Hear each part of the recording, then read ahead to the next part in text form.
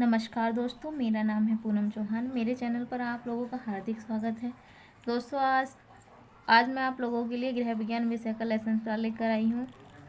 तो दोस्तों, वीडियो शुरू करने से पहले आप लोगों से अब निवेदन करती हूँ कि अभी तक आप लोगों ने मेरे चैनल को सब्सक्राइब नहीं किया तो मेरे चैनल को सब्सक्राइब कर लें, ऐसे ही यूज़फुल वीडियो पाने के लिए। तो चलो आइए हम शुरू करते हैं लेसन प्लान।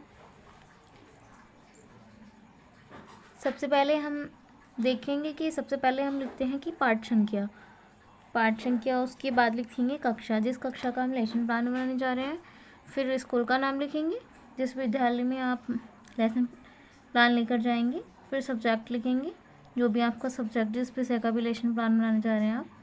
फिर डेट लिखेंगे और फिर कालांश, मतलब कौन सा सेमेस्टर फर्स्ट है या सेकंड है, और फिर लिखेंगे टाइम। फिर जो हम जिस टॉपिक पे हम लेसन प्लान बना रहे हैं उसको लिखेंगे, और फिर ब्रैकेट में लिखेंगे हम पोर्शन। फिर देखते हैं सामान्य उद्देश्य और एक होते हैं विशिष्ट उद्देश्य। तो हम पहले देखेंगे सामान्य उद्देश्य, जैसे बच्चों को गृह विज्ञान विषय के प्रति रुचि जागृत करना, और नंबर 2 बच्चों को स्वच्छता, स्वास्थ्य के गृह प्रबंध आदि के बारे में जानकारी देना। और विशिष्ट उद्देश्य में लिखेंगे बच्चे पोषण के बारे में जानकारी प्राप्त करेंगे, बच्चों को विभिन्न पोषक तत्वों तथा उनके महत्व की जानकारी प्राप्त होगी। पूर्व ज्ञान में लिखेंगे बच्चे ये जानते हैं कि स्वस्थ रहने के लिए पौष्टिक भोजन करना चाहिए। शिक्षण सहायक सामग्री में चॉक, डस्टर, श्यामपट्ट, रोलर बोर्ड, चार्ट, पोषण चित्र तथा अन्य कक्षा उपयोगी वस्तुएं।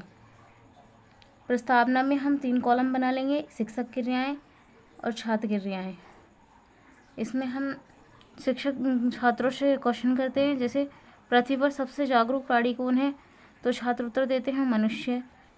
मनुष्य जब बीमार होता है तो किसके पास जाता है? छात्र उत्तर देते हैं डॉक्टर के पास। डॉक्टर क्या करते हैं? दवाई देते हैं। पौष्टिक भोजन में कौन कौन से पोषक तत्व पाए जाते हैं? ये समस्यात्मक क्वेश्चन बन जाएगा। अब लिखते हैं उद्देश्य कथन।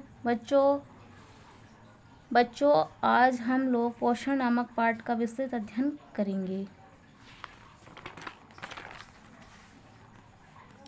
पोषण, इसमें भी 3 कॉलम बना लेंगे, एक तो पाठ्य वस्तु, उद्देश्य एवं विशिष्टीकरण और शिक्षक क्रियाएं।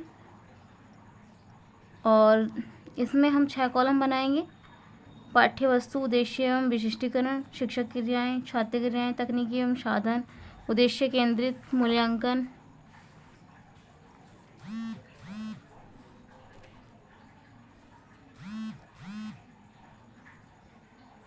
उद्देश्य में लिखेंगे छात्रों का बोधात्मक विकास करना, और पाठ्य वस्तु या पाठ्य बिंदु में लिखेंगे पोषण। छात्र अध्यापक का कथन में भोजन पाए जाने वाले पोषक तत्वों द्वारा शारीरिक आवश्यकताओं की पूर्ति करना ही पोषण है। हमें प्रतिदिन भोजन में दाल, चावल, सब्जी, फल एवं दूध एक निश्चित मात्रा में अवश्य लेनी चाहिए। छात्र क्रियाएं, छात्र ध्यानपूर्वक सुनेंगी। ये कौन सी विधि है? व्याख्यान विधि। अब छात्रों से कुछ क्वेश्चन करते हैं, जैसे छात्रों का मानसिक विकास करना। विकासात्मक प्रश्न, भोजन के अलावा आप और क्या खाते हैं? दूध, फल, मांस, मछली आदि। और फल खाने से हमें क्या फ़ायदे हैं? ताकत मिलती है। नंबर 3 क्वेश्चन है, पोषक तत्वों से आप क्या समझते हैं? ये समस्यात्मक क्वेश्चन बन जाएगा। अब पाठ्य बिंदु में देखते हैं पोषक तत्वों के कार्य। छात्रों का बोधात्मक विकास करना, छात्राध्यापक कथन।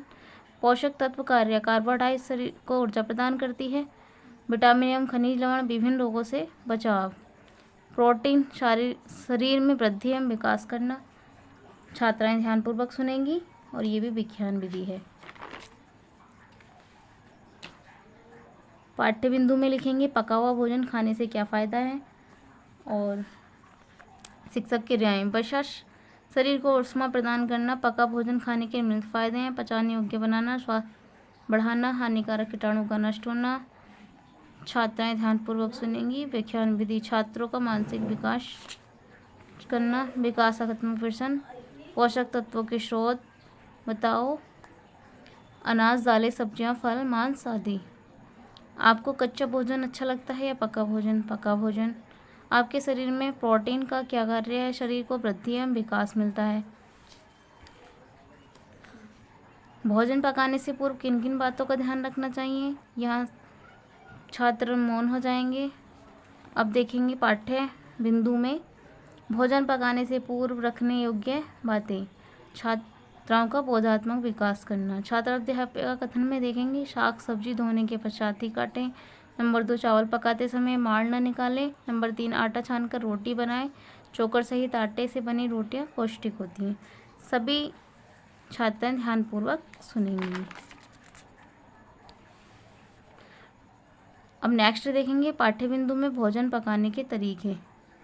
भोजन पकाने की निम्नलिखित विधियां हैं। नंबर 1, जल धारा द्वारा पकाना, जैसे उबालना, सूप बनाना। नंबर 2, भाप द्वारा पकाना, वाष्प द्वारा पकाना, भपाना, चिकनाई द्वारा पकाना, कम घी या तेल द्वारा पकाना, अधिक तेल या घी में पकाना,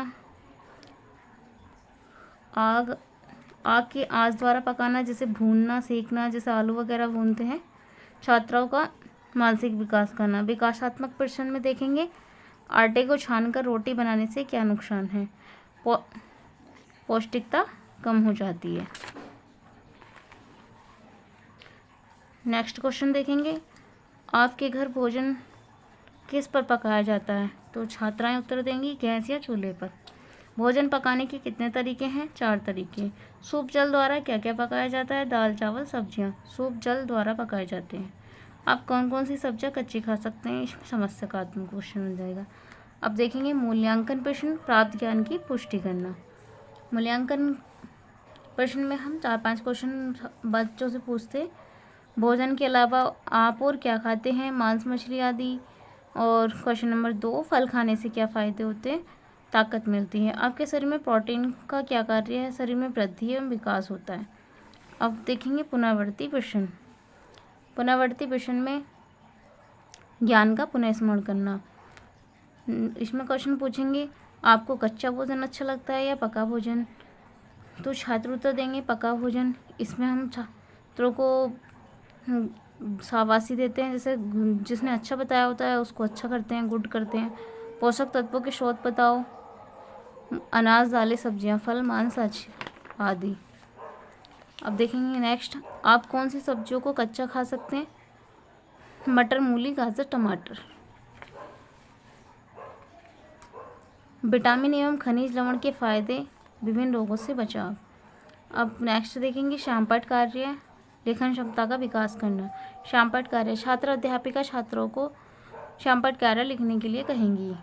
सभी छात्र क्रियाएं में देखेंगे सभी छात्राएं श्यामपट्ट कार्य अपनी उत्तर पुस्तिका में उतारेंगी और ये हो जाएगी लेखन विधि।